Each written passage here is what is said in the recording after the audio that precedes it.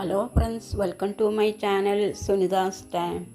ഇന്ന് നമ്മളിവിടെ ബ്രേക്ക്ഫാസ്റ്റായിട്ടും ഡിന്നറായിട്ടൊക്കെ ഉപയോഗിക്കാവുന്ന പിസ്തയാണ് തയ്യാറാക്കാൻ പോകുന്നത്. നമുക്കിത് വീട്ടിൽ തന്നെ ഉണ്ടാക്കി കഴിക്കാവുന്നതാണ്.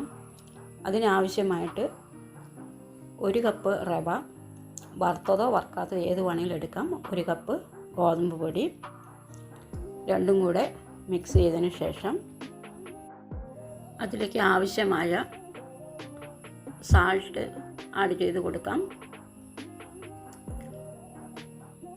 അതിനുശേഷം കുറച്ച് ഗീ, ഒരു 2-3 ടീസ്പൂൺ ഗീ ആഡ് ചെയ്ത് കൊടുക്കാം. അതിനുശേഷം വെള്ളം ഒഴിച്ചതിന് ശേഷം നമുക്ക് നല്ലപോലെ ഒന്ന് കുഴച്ചെടുക്കാം. ചപ്പാത്തിക്കൊക്കെ കുഴയ്ക്കുന്നത് പോലെ നല്ലപോലെ ഒന്ന് കുഴച്ചെടുക്കാം. നല്ലപോലെ കുഴച്ചെടുത്തതിന് ശേഷം ഒരു 10-15 മിനിറ്റ് മൂടി വെച്ച് റെസ്റ്റ് ചെയ്യാൻ വയ്ക്കാം. അതിനുശേഷം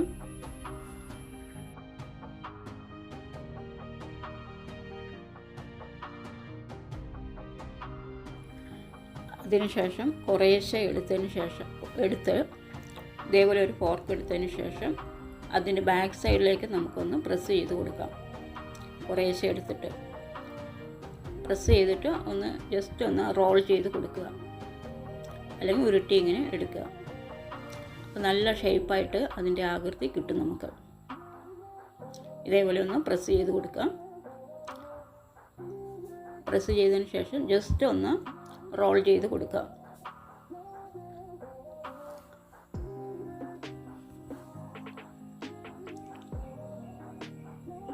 അപ്പോൾ നല്ലൊരു ആകൃതി നമുക്ക് കിട്ടും.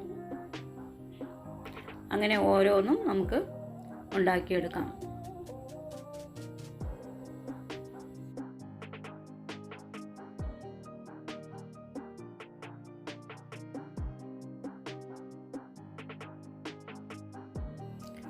ഇതേപോലെ നല്ല ആകൃതി കിട്ടുന്നതായിരിക്കും.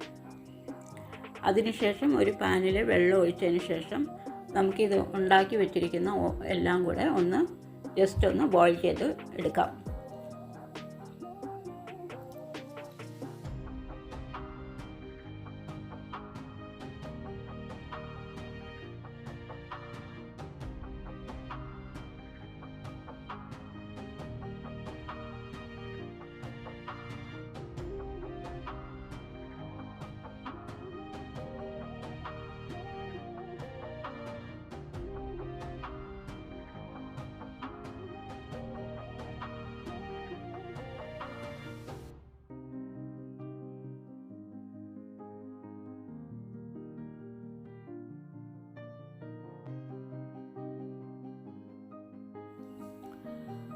അപ്പോൾ പാനിൽ വെള്ളം ഒഴിച്ചതിന് ശേഷം നമുക്കിതെല്ലാം കൂടി ഒന്ന് ബോയിൽ ചെയ്തെടുക്കാം. അതിനുശേഷം മാറ്റി വയ്ക്കാം. വേറൊരു പാനിൽ ബട്ടറോ ഗീയോ ഓയിലോ എന്ത് വേണമെങ്കിൽ ഉപയോഗിക്കാം. ഞാൻ ബട്ടറാണ് എടുത്തിരിക്കുന്നത്. അതിലേക്ക് വെജിറ്റബിൾ കുറച്ച് നിങ്ങൾക്ക് ഇഷ്ടമുള്ള വെജിറ്റബിൾ ആഡ് ചെയ്യാം. ഞാനിവിടെ ക്യാപ്സിക്കവും ക്യാരറ്റും ബീൻസും ആണ് എടുത്തിരിക്കുന്നത്. നല്ലപോലെ കഴുകി കട്ട് ചെയ്തതിന് ശേഷം ഇതേപോലെ ഒന്ന് വേവിച്ചെടുക്കാം. അതിനുശേഷം നമുക്ക് കുറച്ച് അതിലേക്ക് വെള്ളം ഒഴിച്ച് കൊടുക്കാം. വേവിച്ച് വെച്ച ഗ്രീൻ പീസാണ് ഞാൻ ആഡ് ചെയ്ത് കൊടുത്തിരിക്കുന്നത്.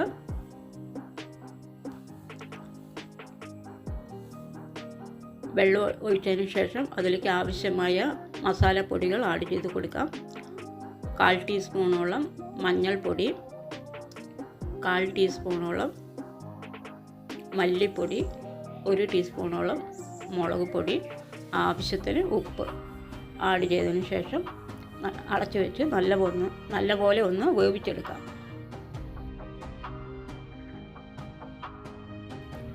അര ടീസ്പൂണോളം ചിക്കൻ മസാലപ്പൊടിയും കൂടെ ആഡ് ചെയ്ത് കൊടുത്തിട്ടുണ്ട്.